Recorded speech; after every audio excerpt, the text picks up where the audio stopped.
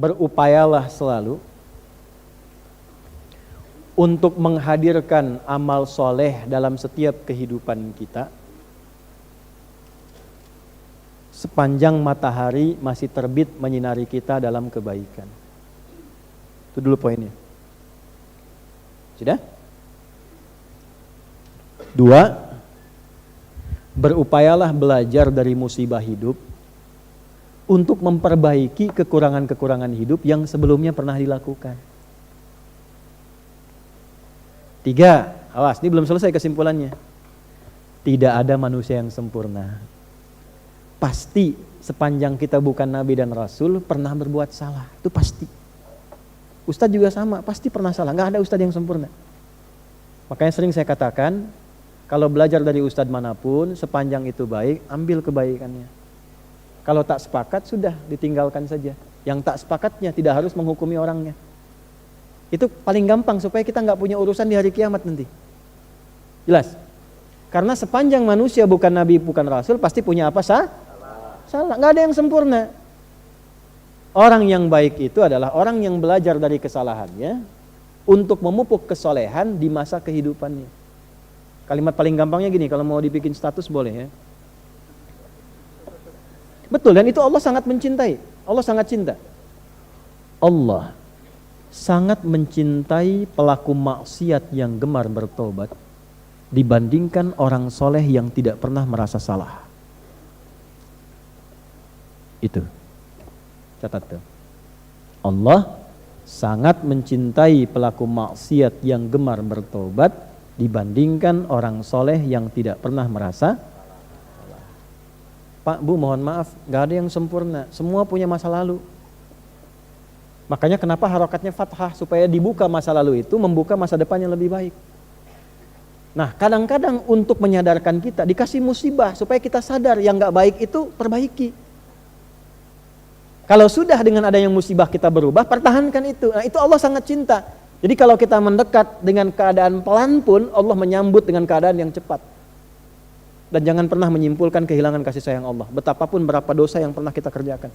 Sampai turun surat tuh. Surah 39 ayat 53. Qul ya ibadiyalladzina asrafu ala anfusihim la taqnatu mir rahmatillah. Muhammad, katakan, sampaikan, viralkan pada hamba-hambaku yang sudah berlumur maksiat. Jangan menyimpulkan gak akan pernah mendapat kasih Allah. Innallaha yaghfiru dzunuba jami'a. Semua dosa yang pernah Anda kerjakan, saya kerjakan, kita kerjakan, kalau mau kembali Allah ampuni semua dosa-dosa itu. Jadi ketika Anda baca ini, idza syamsu kuwirat, ingat dosa. Salah sama ibu, sama bapak, belum minta maaf, sudah meninggal orang tua.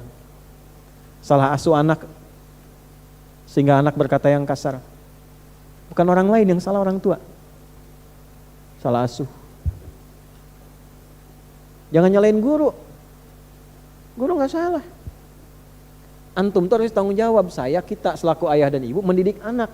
Cuman karena gak sempat sepenuhnya waktu, kita titipin guru-guru mendidik. Kita nitipin tuh supaya dididik. Karena kita gak sempat. Tanggung jawabnya kan bukan guru, harusnya kita. Jadi kalau ada anak salah, jangan salahkan anak dulu. Kita dulu. Lihat dulu tuh. Jadi begitu baca, idza syamsu kuwirat, ingat dosa. Istighfar. Sebelum datang musibah. Atau yang kedua, musibah kecilnya. Ya, musibah kecil dari ajal itu tiba kematian. Musibah besarnya kiamat. Kalau sudah kiamat gak bisa dirawat. Mumpung masih hidup, ralat itu. Diedit, kata-kata edit. Edit lagi dengan taubat. Perbuatan diedit supaya lebih baik. Mumpung masih hidup. Nah, ini kita panjang ngaji ini, sampai 2 jam lebih kita ngaji sampai dengan saat ini. Kesimpulan ini mesti dapat. Kalau sudah dapat seperti itu, iman makin menguat. Ada puncak harapan kepada Allah. Begitu istighfar sudah muncul, dosa diperbaiki, tanda dosa itu dihapuskan oleh Allah, diterima taubatnya, berubah perilakunya menjadi baik. Salah satu tanda. Makanya ketika ada kalimat taba wa amila sholiha, seringkali disampaikan begitu dalam Quran. Taba wa amila sholiha. Begitu taubat, berubah perilakunya jadi baik. Anda kalau pernah berbuat perbuatan kotor di masa lalu, tiba-tiba menangis taubat, terus berubah jadi baik, itu tandanya taubat yang diterima Allah. Dan pesan saya, ingat ya, catat betul pesan ini ya, catat betul. Jangan diingat-ingat lagi perbuatan dulu, selesai. Karena nanti yang paling diandalkan setan menampilkan lagi memori masa lalu itu. Zina, membunuh, mabuk dan sebagainya. Sudah tobat nih jadi baik, sudah nggak senang lagi, udah jangan dipikirin lagi. Teruskan yang amal soleh, masa lalu tutup. Nanti setan akan terus menghadirkan itu dan memberikan kepada Anda satu pandangan bahwa kamu dosanya terlalu besar, belum tentu dimaafkan. Hati-hati. Itu tipu daya setan. Jelas? Nah, jadi ketemu oleh kita, idza syamsu kuwirat, apabila mentari sudah digulung, segulung-gulungnya, sehabis-habisnya, ya, masuk ke ayat 14-nya.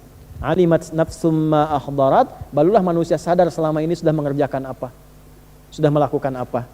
Bawa situasi kecilnya tiap kali lihat matahari, syukuri nikmat kepada Allah. Terima kasih ya Allah. Taubat kita kepada Allah akan dosa-dosa, perbaiki diri kita sampai menghadirkan amalan yang kita pede kita bawa pulang untuk meninggal. Jadi kalaupun meninggal siap.